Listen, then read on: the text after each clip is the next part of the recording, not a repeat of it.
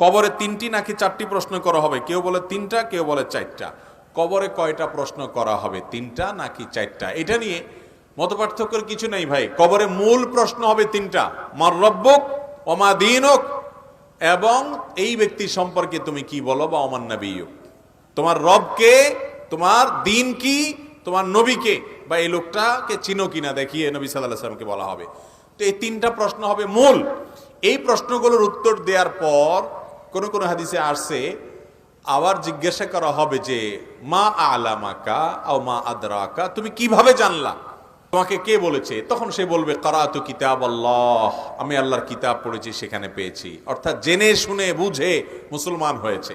আর যে মুনাফেক, সমাজে সবার তালে তালে মুসলমান সাজছে, অনেক মুনাফেক আছে যে মুসলমানের ভান ধরে কিন্তু আসলে সে মুসলমান না, ইসলামের প্রতি তার আস্থা বিশ্বাস নাই।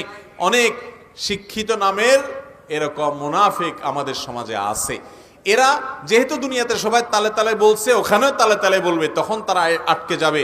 আল্লাহ যখন জিজ্ঞাসা করবেন, বা আল্লাহর ফেরেশতা যখন জিজ্ঞাসা করবেন তুমি কোত্থেকে জানলা, বলবে যে সামিআতুন নাস ইয়াকুলু, এই টাইপের কিছু বলবে যে লোকেরা বলছে, আমি তাদের তালে তালে বলছি। এজন্য ভাইরা আমার, ইমানটাকে মজবুত করতে হবে, নেফাকি থেকে নিজেকে পরিচ্ছন্ন করতে হবে। তাহলে চতুর্থ প্রশ্নটা হবে পরিপূরক প্রশ্ন। মৌলিক প্রশ্ন কয়টা? 3টা।